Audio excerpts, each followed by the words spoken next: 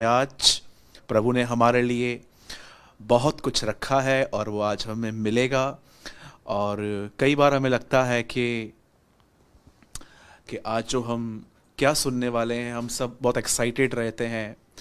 मैंने आज एक अद्भुत बात पढ़ी बाइबल के अंदर कि परमेश्वर ने कितनी वैरायटीज़ बनाई हैं, बर्ड्स में, मछलियों में, हर चीज़ में।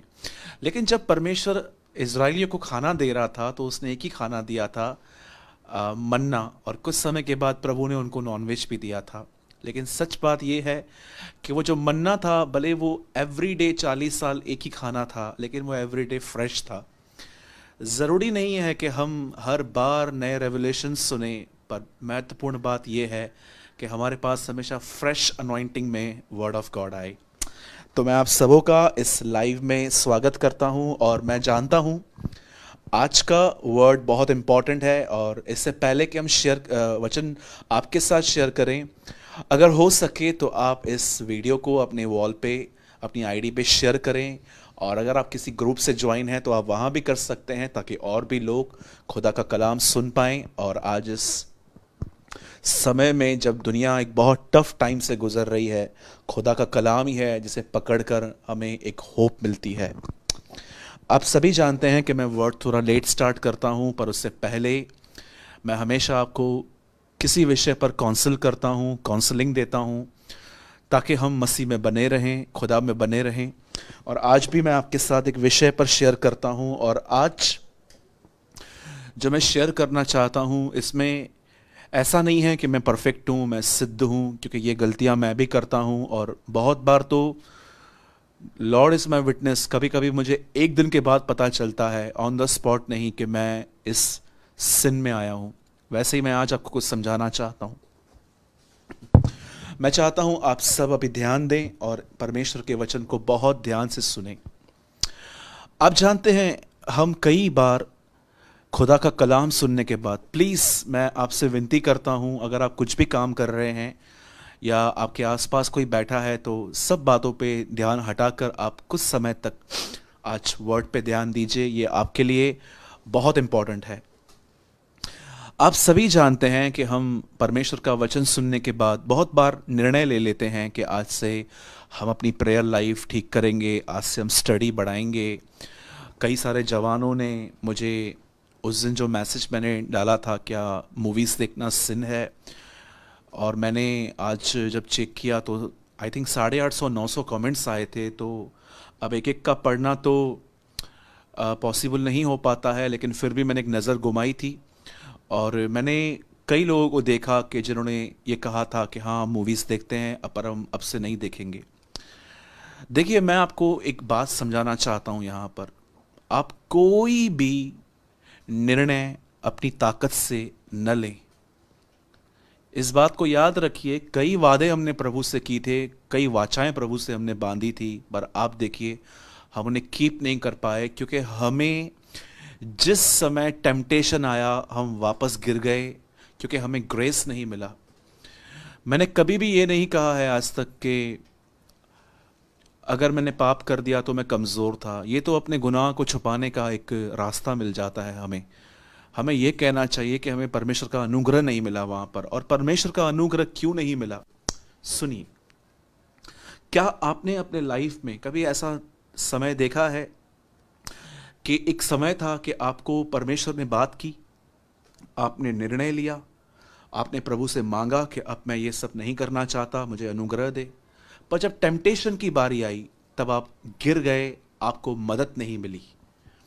मैं आपको बताना चाहता हूं मेरे भाइयों और बहनों, क्यों कई बार परमेश्वर अपना हाथ कुछ लोगों से हटा देता है, क्यों परमेश्वर कभी कभी इंसान की मदद नहीं करता कि वो पाप से बचे।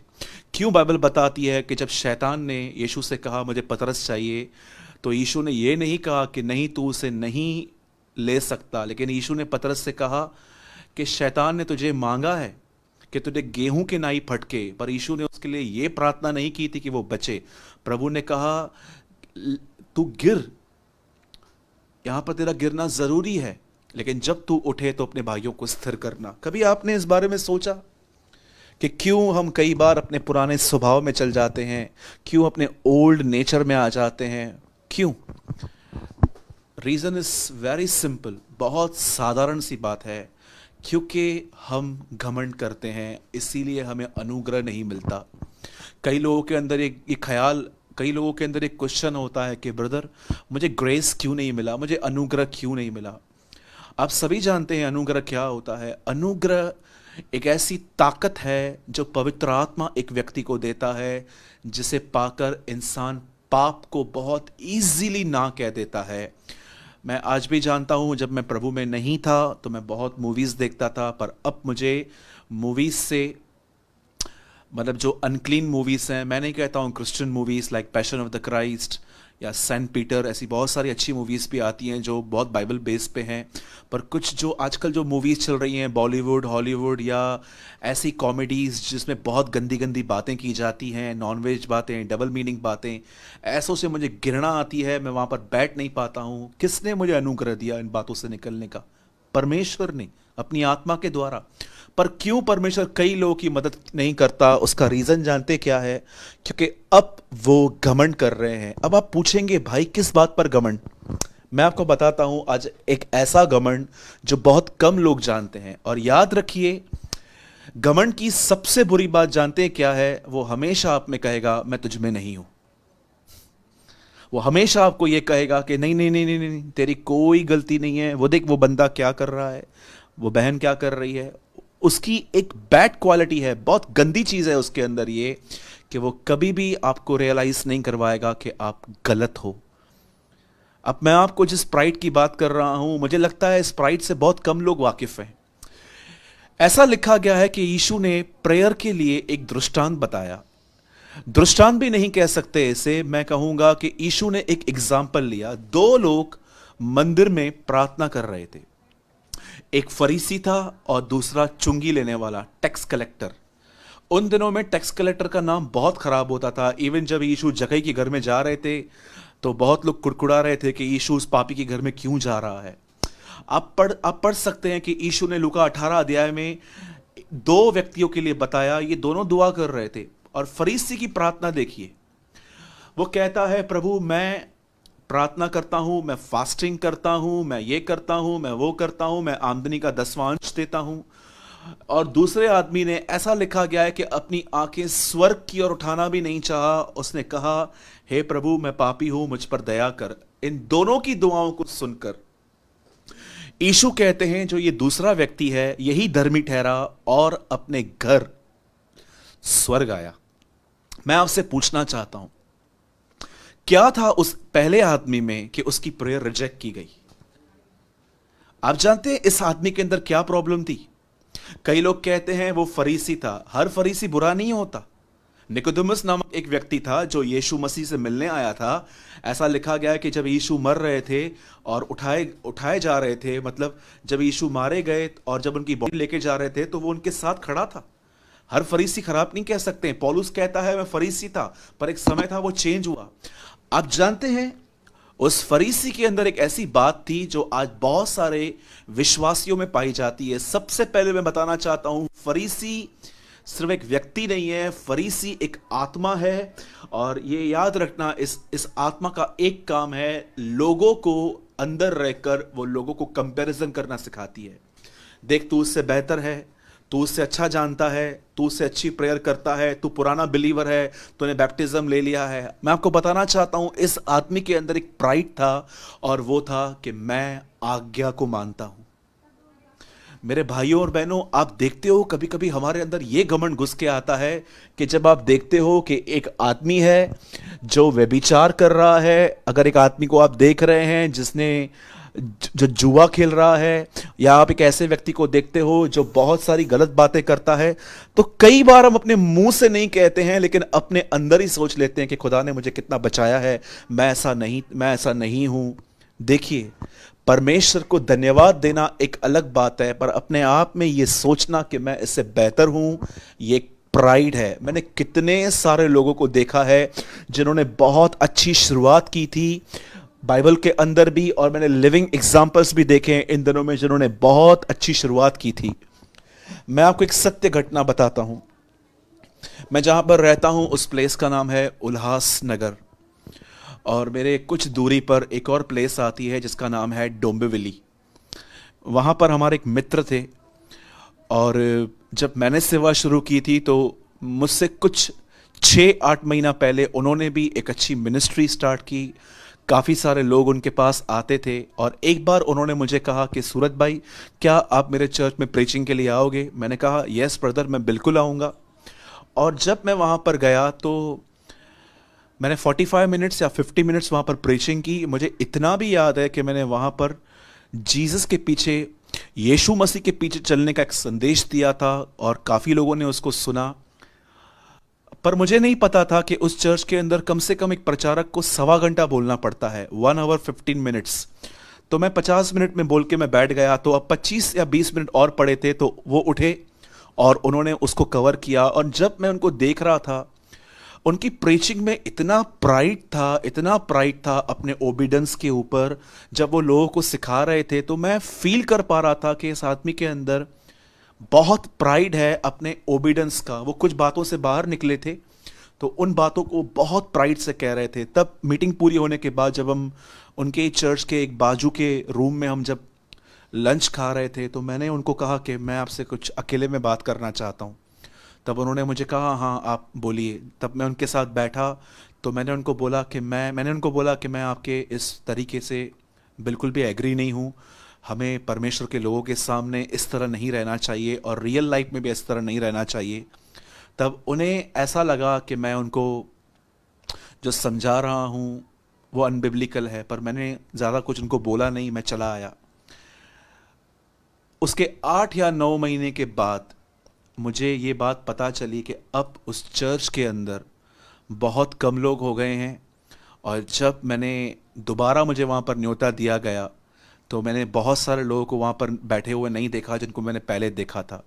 तो मैंने उनसे बात करी, मैंने कहा आज क्यों नहीं आए हैं वो लोग? इतने पुराने पुराने लोग थे आपके पास। तो उन्होंने कहा मुझे नहीं पता है वो क्यों नहीं आते हैं, पर मैं कहाँ ना कहाँ जान गया कि लोग क्यों नहीं आ रहे हैं।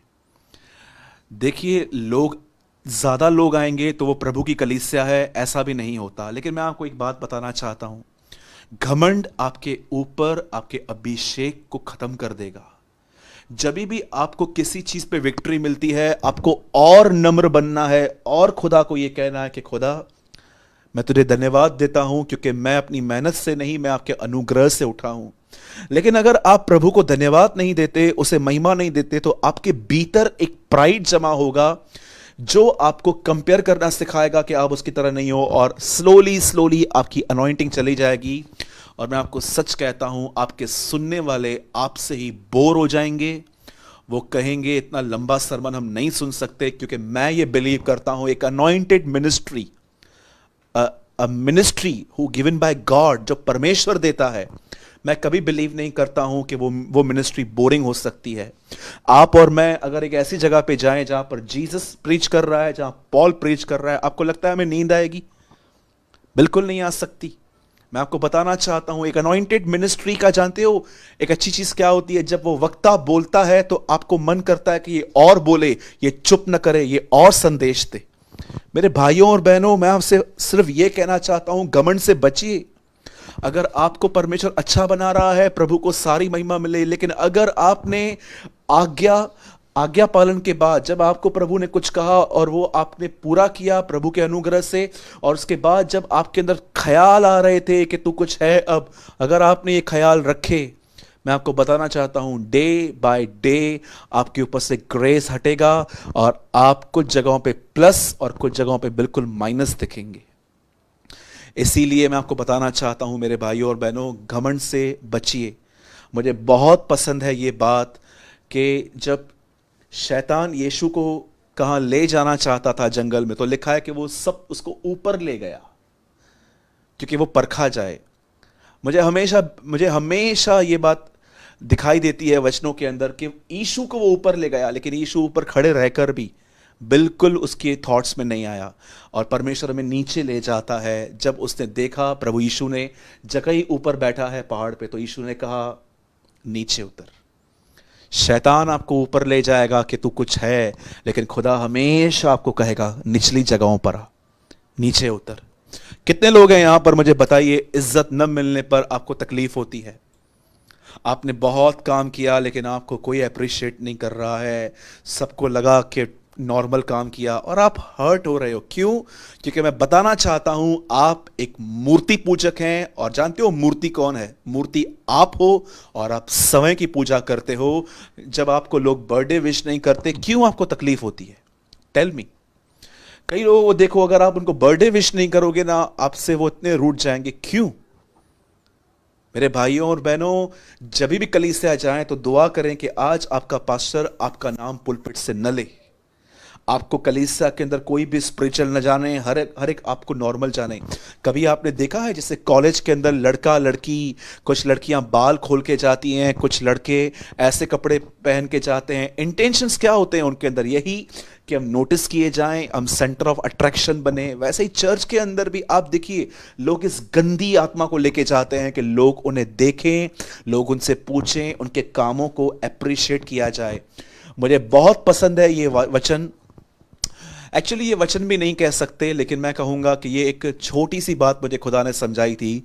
यीशु के 12 चेले थे, एक ने आत्महत्या कर ली, उसकी जगह पर मितिया आया। पर आप देखो प्रेरितों के काम में 12 लोगों का जिक्र नहीं है, अधिक जिक्र है पतरस, यूहन्ना, याकूब का, फिलिप्पुस का। और आप 12 अध्याय के बाद तो कंटिन्यू आप सिर्फ पौलुस के लिए पढ़ोगे। दूसरे चेले कहां गए? थोमा कहां गया? बरतुल्मै कहां गया? कुछ ऐसे भी हैं जिन्होंने काम किया पर वो छुपे हुए रहे, उनके नाम नहीं आए। इसलिए मैं कहूंगा छुपे हुए रहिए, जमीन से जुड़े हुए रहिए, किसी से रूडली बात मत कीजिए। और अगर आप किसी भी ऐसे व्यक्ति को देखते हो जो अपनी जुबान में रूड है, तो मैं बताना चाहता हूं वो अंधा हो चुका है।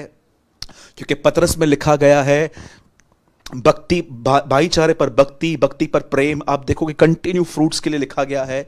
लिखा है जिसमें ये बातें नहीं है वह अंधा है और अब वो धुंधला दिखता है।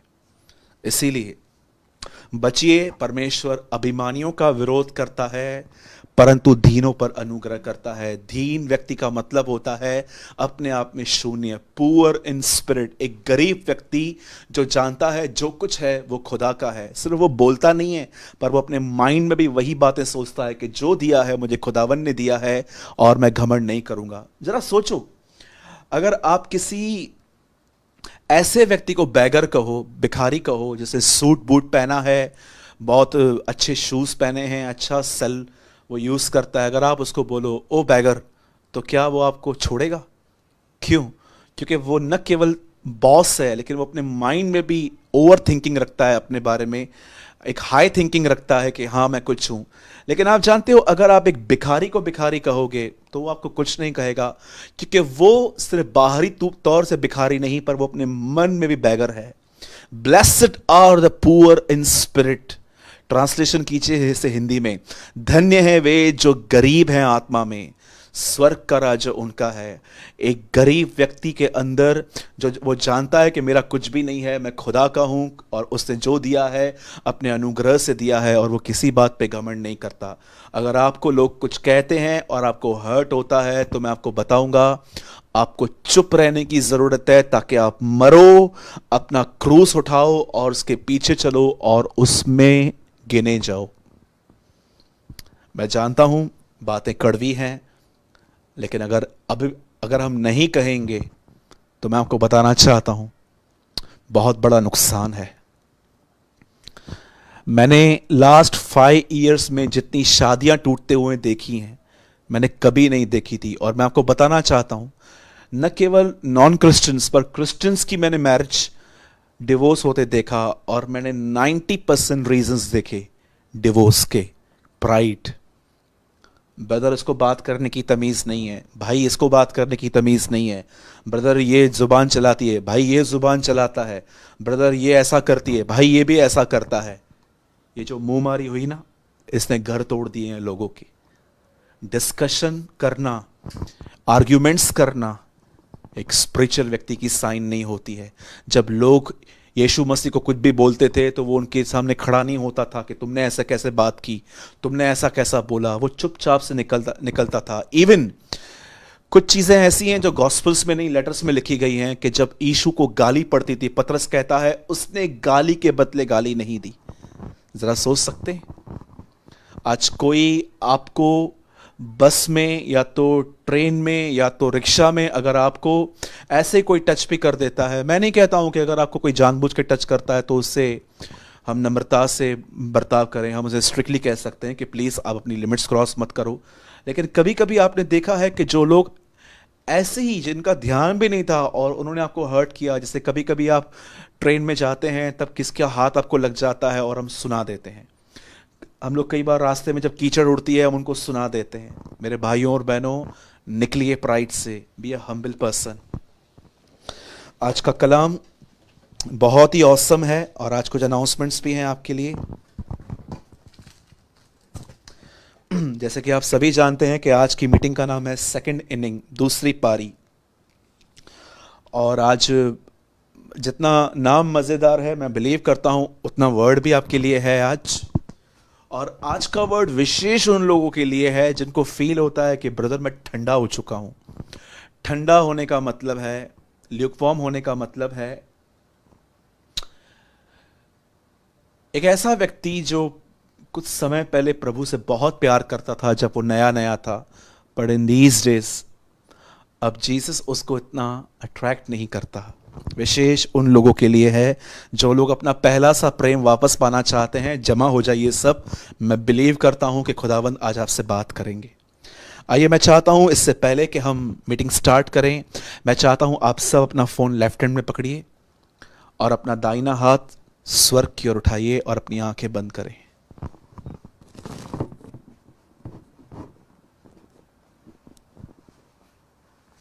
Thank you Jesus.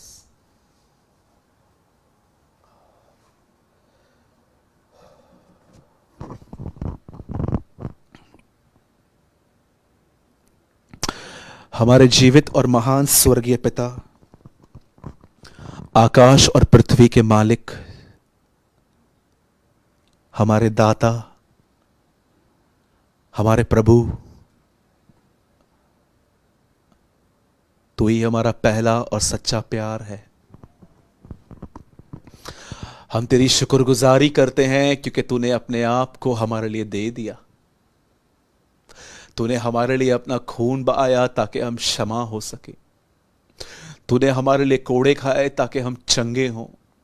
तूने हमारे लिए कीले खाए ताकि हमारे श्राप मिटाए जाएं। तूने हर तरह की ताड़ना सह ली क्योंकि तू हमें बचाना चाहता था। गुड फ्राइडे हो गया है प्रभु जी, मैं बरदुआ करता हूं हम वो व्यक्ति बने जो प्रतिदिन ये याद करें कि तू कहां से गुजरा हमें बचाने के लिए। प्रभु, आज हम सब भाई बहन यहाँ पर फेसबुक के थ्रू संगति कर रहे हैं। प्रभु, मैं आज अपने आप को यहाँ पर एक पास्टर के तौर पे प्रेजेंट नहीं करना चाहता कि मैं इन लोगों को वचन बताऊं। हम सब प्रभु यहाँ जमा हुए हैं। प्रभु जी, हम तुझसे कुछ सुनना चाहते हैं, हम तुझसे कुछ सीखना चाहते हैं। तूने कहा परमेश्वर का वर्ड जो मुंह से निकलता है उसको सुनकर ही इंसान जिंदगी जी सकते हैं। तूने कहा मुझसे सीखो क्योंकि मैं मन में नम्र और दीन हूं। हम तुझसे सुनना चाहते हैं, हम तुझसे सीखना चाहते हैं। खुदावंत, हम पर दया कर, हम पर रहम कर।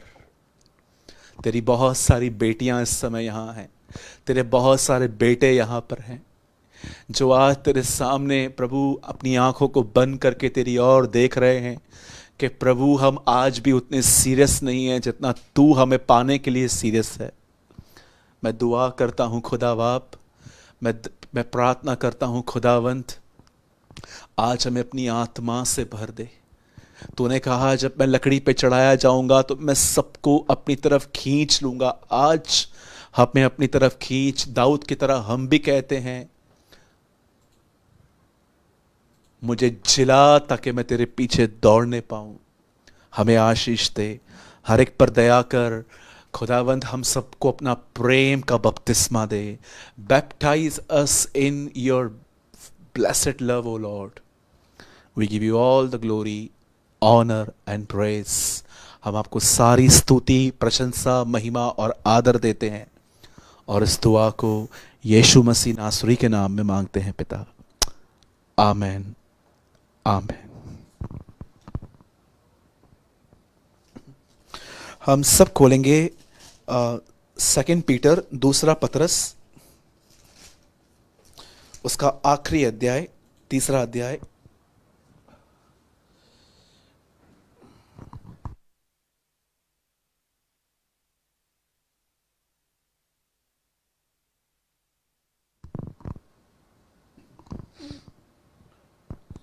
सेकंड पीटर और उसका चैप्टर 3,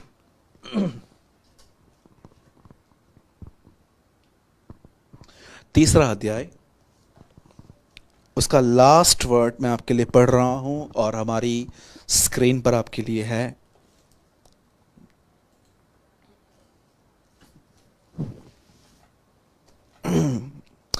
पर हमारे प्रभु यीशु मसीह और उद्धारकर्ता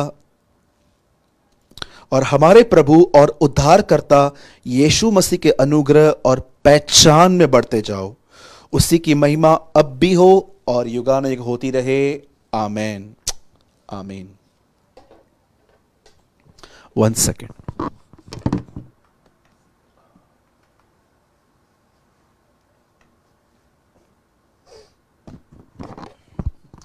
हमें यहां पर सब कुछ बंद रखना पड़ता है ताकि आवाज आप तक क्लियर पहुंच सके।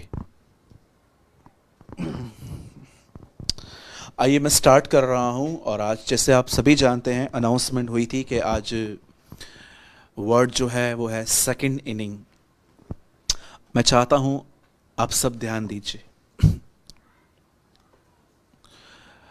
यहूदा के अंदर जो यीशु मसीह का एक सगा भाई था, जिसने रेवलेशन से पहले एक लेटर लिखा जिसका नाम है जूड, अपनी किताब में वो एक बात कहते हैं। वो कहते हैं तुम में से कुछ ऐसे हैं जो 2 बार मर चुके हैं।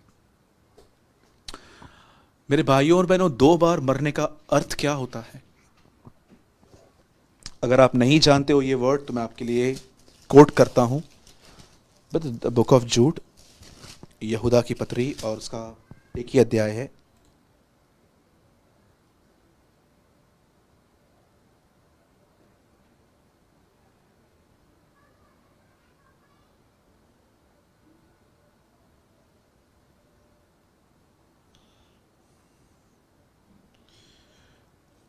ट्वेल्व।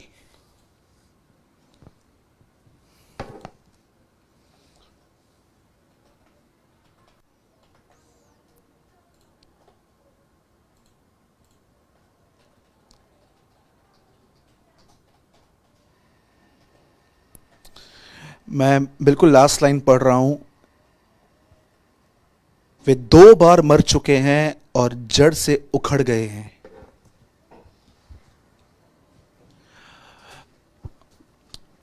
हर वो चीज, चाहे आप YouTube पे सुने या Facebook पे सुने, अगर कोई भी चीज जो आप सुन रहे हो और वो स्क्रिप्चर से मैच नहीं करती है तो मैं कहूंगा उसे थ्रो कर दीजिए, क्योंकि वो एक इंसान आपको अपनी थियोलॉजी या अपनी कुछ चीज़ें बता रहा है। लेकिन बाइबल यहाँ पर एक साफ बात कहती है, कुछ ऐसे लोग हैं जो जड़ से उखड़ गए हैं और कुछ ऐसे लोग हैं जो 2 बार मर चुके हैं। क्या होता है 2 बार मरना? आप सभी जानते हैं, जब हम खुदा में नहीं थे हम मरे हुए थे, अब मरे हुए पैदा हुए थे।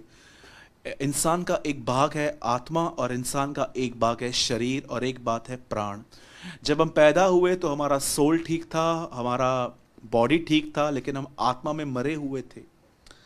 और आप सभी जानते हो कि जब हम मरे हुए थे तो हम कैसे थे? हम गुनाह करते थे, हम अपराध करते थे, हम पॉर्न वीडियोस देखते थे, हम झूठ बोलते थे, हम घर से पैसे चुराते थे, हम सब प्रकार की बुराइयां करते थे।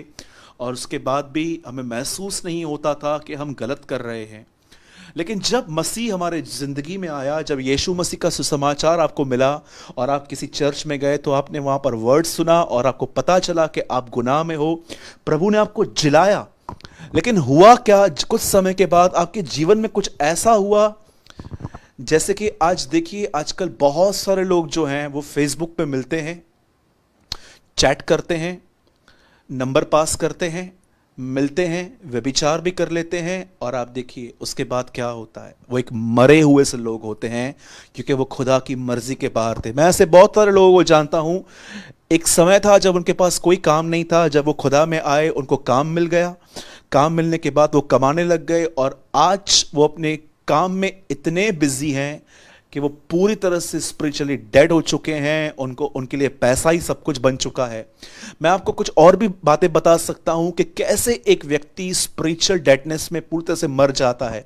आप सभी जानते हो, जब हम खुदा में नहीं थे हम मरे हुए थे, और एक टाइम ऐसा आया जब प्रभु ने हमें जिलाया, लेकिन पता नहीं क्या हुआ, कोई ऐसी गलत फ्रेंडशिप हो गई, कोई गलत ऐसी अटैचमेंट हो गई, या किसी ऐसी चीज के ऊपर जिस पे हमने इतना ज्यादा ध्यान दिया, कोई भी मैटर हो सकता है, और हम आहिस्ते आहिस्ते ठंडे हो गए, और हमारा पुराना नेचर हमारे अंदर वापस आ गया। आप सभी जानते हैं, आदम की पत्नी ने आदम को फल खिलाया था, पोतीपर की जो पत्नी थी वो यूसुफ को गिराने के पीछे लगी पड़ी थी, इजबेल ने प्रभु की बहुत सारी नबियों को मारा था। आगे चल के आप पढ़ सकते हो, हेरोदिया ने जॉन द बैप्टिस्ट का सर कटवाया था राजा को कहकर। बाइबल ऐसी बहुत सारी स्त्रियों की बात करती है जिन्होंने बहुत गंदी जिंदगी जी, पर उसके बाद भी यीशु मसीह क्यों कहते हैं लूका 17 में कि लूत की पत्नी को सिमरन करो? क्यों यीशु ने यह नहीं कहा कि हवा को याद करो, पोतीपर की वाइफ को याद करो, दलीला को याद करो, लेकिन यीशु ने क्यों कहा कि लूत की पत्नी को याद करो? क्योंकि वो एक ऐसी बहन थी जिसको यह कहा गया था कि पीछे मत देखना, आगे की तरफ देखो, पर उसे पीछे देखा, अपने लक्ष्य से वो पीछे हट गई, और वो नमक का खंबा बन गई, और आप जानते हो वो नाश हो गई। मेरे भाइयों और बहनों, मैं आपको ये समझाना चाहता हूं कि कैसे एक व्यक्ति ठंडा हो जाता है। यहां पर यह लिखा गया है कि कुछ लोग ऐसे हैं जो 2 बार मर चुके हैं, जब प्रभु में नहीं थे तब मरे हुए थे, जब प्रभु में आए प्रभु ने उनको जिलाया, पर पता नहीं क्या हुआ कि वो वापस पीछे आ गए, और आज उनकी स्पिरिचुअल लाइफ पूरी तरह से डिस्ट्रॉय हो चुकी है। अगर आप एक ऐसे व्यक्ति हैं जो महसूस करते हैं कि ब्रदर अब मेरे अंदर वो ज़ील नहीं है, अब मेरे अंदर वो आग नहीं है, मैं लेजी हो गया हूं, मुझे नींद और खाना, मुझे इन चीजों से इतना प्यार हो गया है कि मैं पूरी तरह से इसके लिए बैकस्लाइड हो चुका हूं, तो मेरे भाइयों और बहनों, आज मैं आपको कुछ समझाना चाहता हूं। बाइबल मुकद्दस बताती है एक बाप के 2 बेटे थे, और लिखा है कि छोटे ने कहा कि मुझे मेरी संपत्ति का हिस्सा दे दो, और बाप इतना अच्छा और ईमानदार था कि दूसरे ने तो मांगा भी नहीं था, लिखा है उससे दोनों बेटे को आधा आधा दे दिया। और ऐसा लिखा गया है कि जब छोटे ने पैसा लिया, दूर देश को गया और कुकर्म में सारे पैसे उड़ा दिए। पैसे खत्म होने के बाद अब ये लड़का जॉब ढूंढने लग गया, और जॉब मिली सुअरों को खाना खिलाने की, और उसकी हालत ऐसे हो गई, वचन कहता है कि जब वहां पर अकाल आ गया और वो लड़का नौकरी करने लग गया, तब कभी कभी वो लड़का जो खाना सुअरों को देता था, फलियां, कभी कभी वो खुद भी खाता था। इतनी उसकी हालत ऐसे हो गई। वचन कहता है कि जब वो लड़का ये सोच ही रहा था कि मेरे बाप के घर में मेरे मजदूर भी जो थे इससे अच्छी जिंदगी जीते थे, अब मैं जाऊंगा और मैं बिल्कुल अपने बाप के पास जाके कहूंगा कि मुझे एक नौकर की तरह रख ले। मेरे भाइयों और बहनों, मैं आज आपको यह समझाना चाहता हूं, शैतान आपके साथ यही करेगा। वो आपके लाइफ में बहुत सारी अनवांटेड थिंग्स भेजेगा।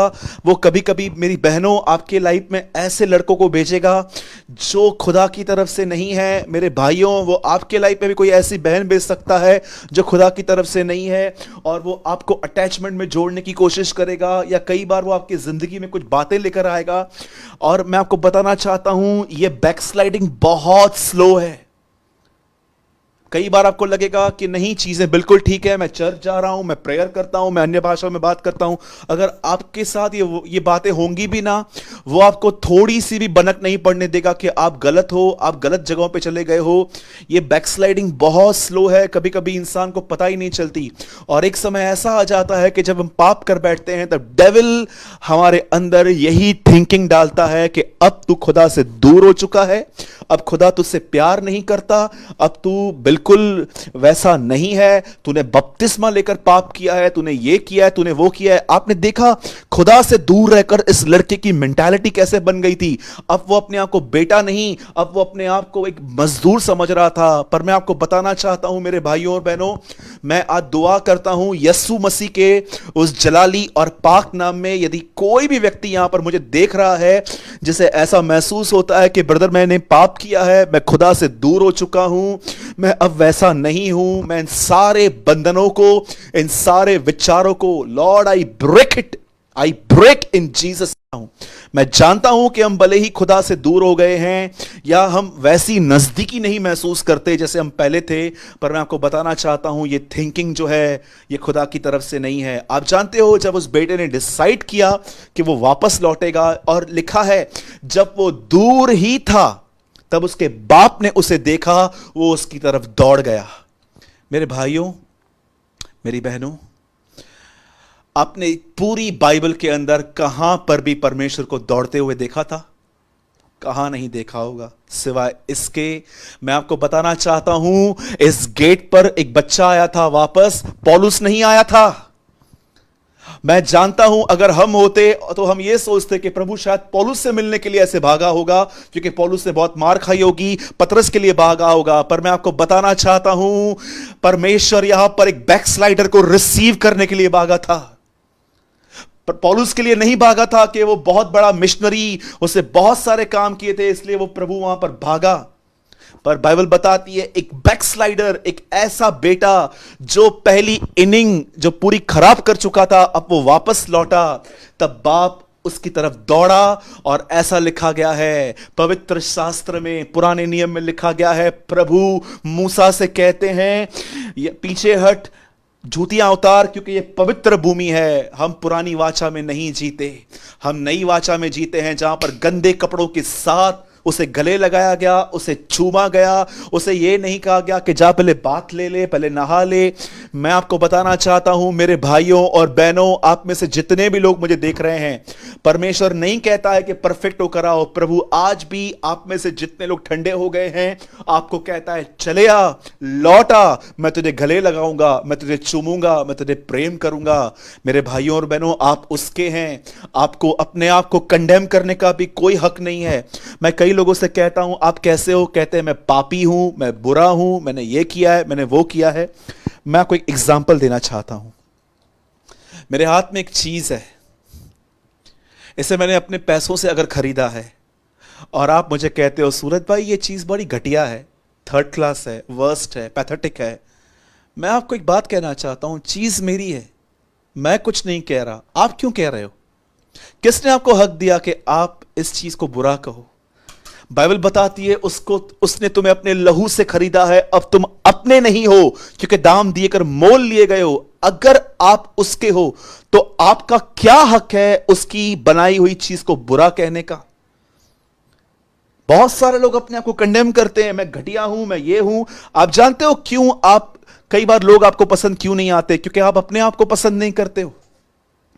मेरे भाइयों और बहनों, निकलो कंडमनेशन से। खुदा आज भी वैसा ही है।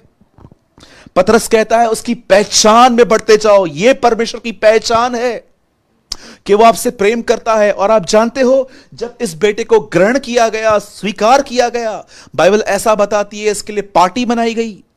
और जानते हो उसके बाद क्या हुआ? जब बड़ा बेटा वापस आया तो उसने देखा कि घर के अंदर जश्न मनाया जाता है। आइए, ये चर्च के कुछ एल्डर्स की हालत है कि खुदा जो चर्च का मालिक है, जिसकी कलीसिया है, जिसकी बेड़े हैं, जिसका अभिषेक है, जिसका वचन है, जिसका सब कुछ है, वो हमें ग्रहण करने लग जाता है। पर कुछ पाखंडी प्राचीन जो कलीसिया में रहते हैं, धोगले किस्म के, वो आपको रिजेक्ट कर सकते हैं। ये एक चित्र है एक सच्ची कलीसिया का कि जहां पर परमेश्वर आपको ग्रहण करने के लिए तैयार है, पर आपको कुछ एल्डर्स चर्च के ऐसा दिखाएंगे कि जब आप वापस लौटेंगे तो तू वापस आ गया, ये आ गया, वो हो गया। ऐसे पाखंडियों को देखने और सुनने की कोई जरूरत नहीं है। हमें बाप ने ग्रहण किया है। मेरे भाइयों और बहनों, मैं आज आपको एक चाबी देना चाहता हूं। इस बेटे ने सबसे अच्छा काम जानते हैं क्या किया? ये अपने घर लौट गया। जानते हो आपका और मेरा रियल घर क्या है? हमारा घर है परमेश्वर, प्रभु की उपस्थिति। आज इस मीटिंग को पूरी होने के बाद तारक मेहता बाद में देखना, क्राइम पेट्रोल बाद में देखना, कोई चीज बाद में देखना, पर सबसे पहले खुदा की हुजूरी में जाना, अपना कमरा बंद करना और उसे कहना, प्रभु आज आपने इतनी स्पष्ट बात की है मुझसे जितना आपने शायद पहले कभी की होगी। मैं आज आपके पास आता हूं प्रभु, मैंने पास्ट में कुछ गलत काम किए हैं, मैं प्रभु आपसे छुपा रहा था आदम की तरह, पर आज मैं मान लेता हूं मैं गलत हूं, मुझे माफ करें, मुझे अपने लहू में धोकर शुद्ध करें और मुझे ग्रहण करें, मुझे पवित्र आत्मा से भरें। मेरे भाइयों और बहनों, आप सिर्फ एक स्टेप की दूरी पर हो, लौट आइए। ऐसा लिखा गया है कि यदि हम उसके करीब जाएं तो वो भी हमारे करीब आएगा। मेरे भाइयों और बहनों, एक समय था जब उसका बड़ा बेटा वापस आया तो वो बाप को कहता है कि मैंने तेरे लिए इतना किया, इतना किया, इतना किया और तूने मुझे कुछ नहीं दिया। देखो कैसे झूठ बोल रहा है, जबकि प्रॉपर्टी का आधा हिस्सा तो पहले वचन में ही मिल गया था। फिर वहां भी कहता है मुझे सब तूने क्या कुछ दिया है, नहीं दिया है। लेकिन वो जो छोटा था वो क्या कर रहा था, वो डांस कर रहा था। अब वो बाप के प्रेम में एंजॉय कर रहा था। आपको मसीहत के अंदर दो लोग मिलेंगे, एक हमेशा दूसरों को क्रिटिसाइज करने वाले, हमेशा दूसरों के लिए कुछ बोलने वाले। मैं आपको कहूंगा, डोंट वेस्ट योर टाइम जो सिर्फ यहां वहां की बातें करते हैं। Go in the presence of God, उसकी उपस्थिति में आनंद कीजिए।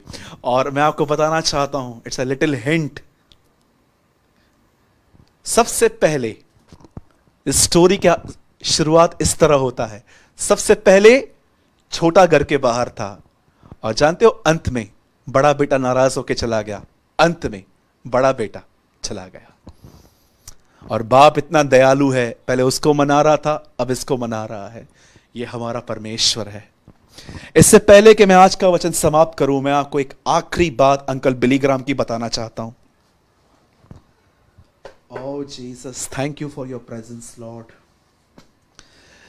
मैं आपको एक बहुत ऑसम थिंग बताना चाहता हूं और मुझे बिलीव है कि आज के बाद आप एक सत्य को समझ पाओगे। आपको परमेश्वर की एक पहचान मिल जाएगी कि मेरा परमेश्वर मेरे साथ है और वो मुझसे प्यार करता है।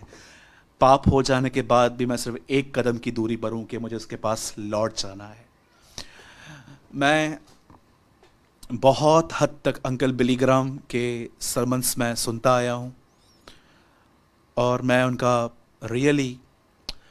आदर करता हूं। भले ही आज वो हमारे साथ नहीं है, वो खुदा में सो गए हैं, पर मैं आज भी उनका आदर करता हूं और मैंने उनके जीवन से और उनके वचनों से जो उन्होंने शेयर किए, मैंने बड़ी ब्लेसिंग पाई है। नो डाउट मैंने उनके वचन कभी शेयर नहीं किए हैं, लेकिन मैं अपनी पर्सनल लाइफ में उनसे बहुत ब्लेस्ड हुआ हूं। मैं आज उनका एक वाक्य बता के, एक छोटी सी बात बता के मैं इस वीडियो को यहीं पर समाप्त करूंगा। आज से बहुत साल पहले अंकल बिली ग्राम, परमेश्वर के महान जन, एक प्लेस पे प्रीचिंग करने के लिए गए थे। स्टेडियम खचाखच भरा हुआ था और परमेश्वर ने उन्हें एक सत्य घटना वहां पर शेयर करने के लिए कही। आई थिंक वो यूएस के चिकागो में गए थे, जहां तक मैं जानता हूं। और जब वो वहां पर गए और वो एक स्टेडियम में प्रीचिंग कर रहे थे, तब वहां पर उन्होंने कुछ प्रीचिंग की। लाखों लोग, पूरा स्टेडियम, फुटबॉल स्टेडियम था, वो पूरा भरा हुआ था। तब परमेश्वर ने उन्हें एक बर्डन दिया कि इस स्टेडियम में 80 से ज़्यादा प्रतिशत लोग मुझसे दूर चले गए हैं और अब उनका और मेरा कोई नाता नहीं है। मैं उनके लिए तरस रहा हूं, लेकिन वो अपनी एंटरटेनमेंट में बिजी हैं। जैसे आज की जनरेशन है जो अपने सेल फोन में इतनी बिजी है कि उन्हें पता ही नहीं है कि उनका एक खुदा भी है। तब बिली ग्राम ने एक सत्य घटना उनके साथ शेयर की। एक लड़का था जो यूएस में ही रहता था। उस लड़के ने 18 साल की उम्र में ही ड्रग्स और बहुत सारे नशे करना शुरू कर दिए थे। और एक समय ऐसा आया कि उस लड़के को इन चीज़ों की इतनी आदत सी पड़ गई कि अगर उसके पास पैसे नहीं होते थे तो वो घर से पैसे चुराता था, लोगों से पैसे लेता था। और एक बार तो उसने हद कर दी जब उसने एक शॉप पे चोरी की। और उस समय, उन दिनों में जब उसने वो चोरी की, तो कुछ समय के बाद वो पुलिस के हाथ से पकड़ा गया और पुलिस ने उसको एक केस चलाया और कुछ ही समय के बाद वो जेल में था। जेल में एक दिन एक परमेश्वर का जन जेल मिनिस्ट्री करता था, वो जेल में लोगों को गॉस्पेल बताता था। तब एक बंदा वहां पर गया, तो जब वो गॉस्पेल शेयर कर रहा था तब ये भी आदमी जो चोरी के केस में अंदर था, लड़का, इसने भी ये वचन सुने और उसे रियलाइज हुआ कि इसने भी गुनाह किया है। और इसने इस प्रचारक से पूछा, क्या यीशु मसीह मुझे माफ करेंगे? मैंने इतना ड्रग्स लिया है मैंने अपनी बॉडी के साथ। याद रखना मेरे भाइयों और बहनों, आप परमेश्वर का मंदिर हो। आपको शराब, बीड़ी, सिगरेट, ड्रग्स, व्यभिचार, मैस्ट्रिब्यूशन, हस्तमैथुन के पाप, ये सब करने का अधिकार नहीं है। इससे परमेश्वर का मंदिर खराब हो रहा है। याद रखना, पहला कुरिन्थियों 3:17 में लिखा है, परमेश्वर का मंदिर पवित्र है और वो तुम हो। आप उस पवित्र मंदिर को खराब न करें। मेरे भाइयों और बहनों, जब उस भाई ने ये वचन सुने उस प्रचारक के मुंह से, तब उस भाई ने अपनी जिंदगी खुदा को दी और उसने अपने घर में 2 महीना जब उसकी सजा पूरी होने पर थी, तब उसने अपने घर में एक लेटर लिखा अपने माँ बाप को कि मैं वापस आना चाहता हूँ, क्या आप मुझे अपने घर में आने देंगे? क्योंकि उसकी फैमिली उससे इतना डिस्टर्ब हो गई थी कि जेल में आने से पहले वो 15-20 दिन पहले वो घर से निकल चुका था। तब इसने अपना मन फिराया जेल में, प्रचारक को सुन के, वचन को सुन के, और अब से अपने घर में एक लेटर लिखा और उसने उसका रिप्लाई मांगा, पर कोई रिप्लाई नहीं आया। जब इसकी सजा में सिर्फ 15 दिन बाकी थे, तब उसने एक और लेटर अपने घर में लिखा कि मैं सच में सुधर गया हूं, मैं वापस आना चाहता हूं, क्या आप मुझे ग्रहण करेंगे? कोई जवाब नहीं आया। और उसने जब उसकी सजा के सिर्फ 2 दिन बाकी थे, तब उसे एक और लेटर लिखा और इसमें इसने कुछ चेंजेस की। इसमें उसने लिखा कि मैंने यीशु को ग्रहण किया है, मैं वापस आना चाहता हूं, मैं घर की तरफ आऊंगा और अगर दरवाजे के बाहर एक पीला झंडा, येलो फ्लैग लगा हुआ रहेगा तो मैं समझ जाऊंगा कि आप मेरा वेलकम कर रहे हो। अगर ये फ्लैग नहीं लगा होगा तो मैं वापस चला जाऊंगा, मैं फिर कभी नहीं आऊंगा। जिस दिन वो जेल से रिहा हुआ, उसने अपना ब्लेजर पहना, कोट पहना, उसकी दाढ़ी थी बहुत, उसने शेव करवाई, और जब वो अपने घर की तरफ रवाना ही हो रहा था, तब उसके मन में एक ही चीज चल रही थी, येलो फ्लैग। क्या येलो फ्लैग लगा होगा? आप जानते हैं, जब वो अपने घर की तरफ जा ही रहा था, जहां से उसके घर के सड़क की शुरुआत होती थी रास्ते की, उसके घर से लेके उसके दरवाजे तक पीले झंडे लगे हुए थे। उसका वेलकम हुआ। अंकल बिली ग्राम ने यह प्रचार करने के बाद उस स्टेडियम में कहा, तुम में से जितने भी लोग अपने आप को गुनहगार मानते हैं, आज तुम सबके लिए स्वर्ग में पीले झंडे हैं। Come back to lord Jesus Christ. आ जाओ तुम उसके पास वापस, वो तुम्हें ग्रहण करेगा। आज जितने भी लोग मुझे देख रहे हैं, मैं आपको कहना चाहता हूं, हर व्यक्ति के लिए पीला झंडा है स्वर्ग में। आज लौट आइए, वो आपसे प्रेम करता है, वो चाहता है कि आपके गुनाह मिटाए जाएं, उसके लहू में धोए जाएं और आप एक नई शुरुआत करो। मेरे भाइयों और बहनों, खुदा आपसे प्यार करता है। मैं जानता हूं आप में से कुछ लोग आज के वचन को सुन के बहुत रो रहे हैं, कुछ लोग बिलक बिलक के रो रहे हैं, क्योंकि मैं जानता हूं खुदा का कलाम बहुत स्पष्ट तरीके से हमारे पास आया है। मेरे भाइयों और बहनों, यदि आज आपको लग रहा है कि परमेश्वर आज आपसे बात कर रहा है, आइए अपने घुटनों पर आइए, आइए रीसरेंडर करें अपनी लाइफ को, आइए एक बार फिर से अपनी जिंदगी दें। अगर आप पलंग पे बैठे हैं तो नीचे उतर आइए, आइए घुटनों पर आए और खुदावन से एक बार फिर से अपनी जिंदगी दें। Oh thank you Jesus, thank you Lord. शुक्र करते हैं प्रभु आज के वचन के लिए, उस महान अभिषेक के लिए। प्रभु, मैं इस कमरे में आपकी उपस्थिति महसूस कर रहा हूं। धन्यवाद, आप हमारे बीच में हैं, क्योंकि कलाम में लिखा है, जहां 2 या 3 आपके नाम में रहेंगे, आप वहां रहोगे। मैं दुआ करता हूं, हर मेरा भाई, हर मेरी बहन प्रभु जो तुझे सुन रही है, हर बुजुर्ग, हर बच्चा, तू हर एक को छू प्रभु, हर एक को अपने प्रेम से भर, हर एक को अपने प्रेम का बपतिस्मा दे और हर एक को नया जीवन दे। देख प्रभु, हम लौट आए हैं, लौट आने में ही तुम्हारी भलाई है। होशे कहता है, हम पर दया कर, हम पर अनुग्रह कर प्रभु, हम पर रहम कर। हम विश्वास करते हैं आपने हमारी दुआओं को सुना। हम विश्वास करते हैं हम एक बार फिर से आपके आर्म्स में है। हम बिलीव करते हैं आपने हमें गले लगाया है, आपने हमें चूमा है, आपने हमें अंगूठी पहनाई है, आपने हमें नए वस्त्र पहनाए हैं। हम बिलीव करते हैं जब एक व्यक्ति पाप से मन फिराता है तो स्वर्ग में जश्न होता है। हम विश्वास करते हैं कि स्वर्गदूतों की टोली नाच रही है क्योंकि बहुत लोग लौट आए हैं। I give you all the glory Lord, I give you all the praise. हम आपको आदर और महिमा देते हैं, शुक्रगुजारी करते हैं आज के कलाम के लिए प्रभु। यस्सु के नाम में दुआ मांगते हैं, आमीन आमीन।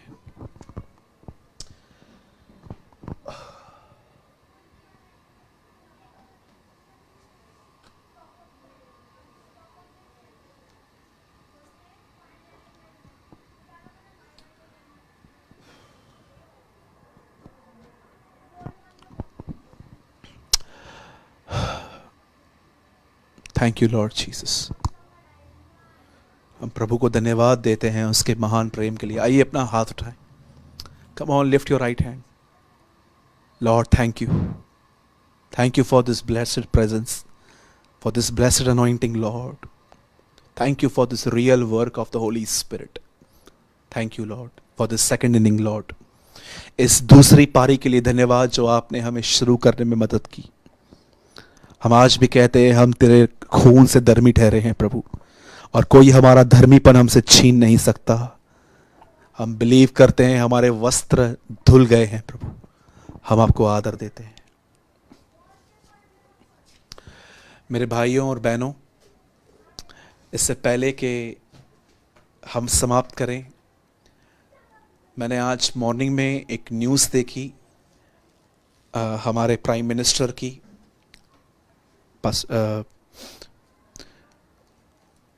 आज सभी जानते हैं कि आज मॉर्निंग 10 o'clock हमारे प्रधानमंत्री लाइव आए थे हमसे बात करने के लिए।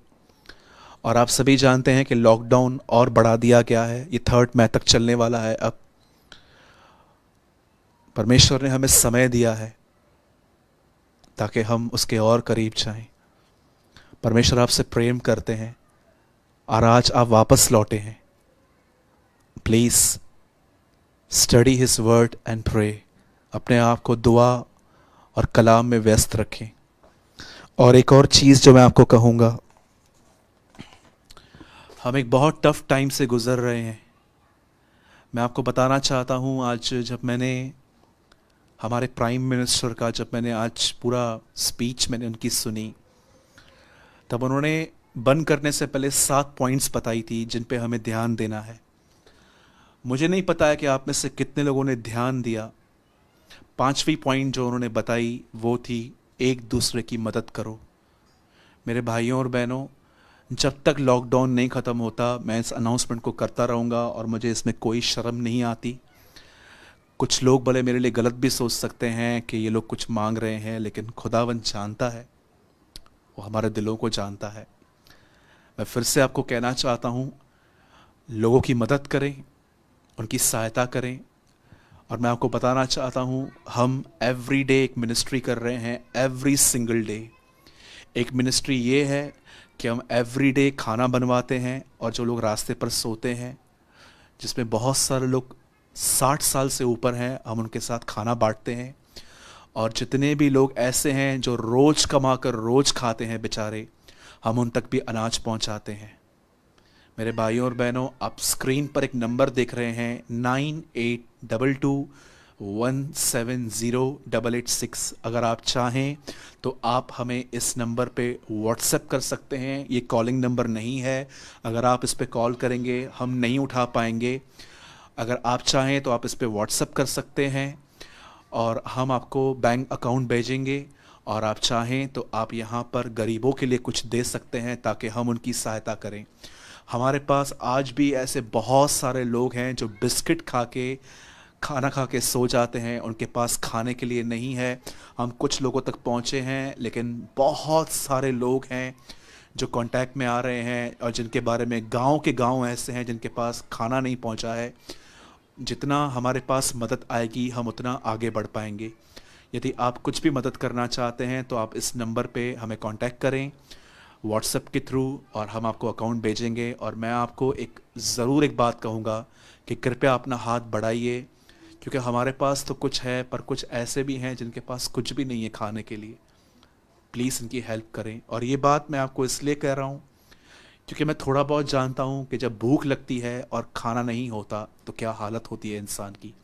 ऐसों की मदद ज़रूर करें। और एक और अनाउंसमेंट जो मैं आपको देना चाहता हूँ वो ये है, यूट्यूब पे हमने संडे को एक वीडियो डाला था जिसका नाम था कि क्या सिनेमा देखना पाप है, और एक और नाम था उसका कि क्या खुदा का कलाम प्रभु का वचन आपके अंदर है। मेरे भाइयों और बहनों, इस वीडियो को ज़रूर देखें। मैं हैरान था आज जब मैंने उस वीडियो के व्यूज़ देखे। उसे 2 दिन में 48,000 लोगों ने देख लिया है। मुझे लगता है कि आप में से जिस किसी ने नहीं देखा है उसको देखिए, आपकी लाइफ चेंज हो सकती है उस वचन के द्वारा। इसलिए नहीं कि मैंने प्रचार किया, मैं भी आपकी तरह ही हूँ, पर इसलिए क्योंकि खुदा का कलाम बहुत स्पष्ट तरीके से हमारे पास पहुंचा है। ज़रूर जाएं और दूसरों के साथ भी शेयर करें। और एक और मैं आपको कहना चाहता हूं कि आने वाले थर्सडे को भी हम यूट्यूब पे एक और वीडियो पब्लिश करेंगे, और हम बिलीव करते हैं कि परमेश्वर उसमें भी आपसे बात करेंगे। और जाने से पहले मैं एक बात आपको ज़रूर कहूँगा कि यदि आपने आज के वचन में कुछ भी सीखा है तो एक अच्छा कमेंट टाइप करके आप नीचे छोड़ सकते हैं, ताकि हम पढ़ के उत्साहित हो सकते हैं। और जब आप ये वीडियो कहाँ पर शेयर कर रहे हैं तो प्लीज़ इस वीडियो के ऊपर आप जो कुछ भी लिखना चाहें लिखें, ताकि लोगों की नज़र में ये वीडियो हाईलाइट हो, लोग अंदर जाएं, वचन सुने और उनका जीवन बदले। मैं विश्वास करता हूँ कि आज खुदा ने आपके अंदर काम किया है और हम प्रभु को इसके लिए सारी महिमा देते हैं। हम बहुत जल्द मिलेंगे। प्रभु आपके साथ है और वो आपसे प्रेम करते हैं। यीशु मसीह की जय।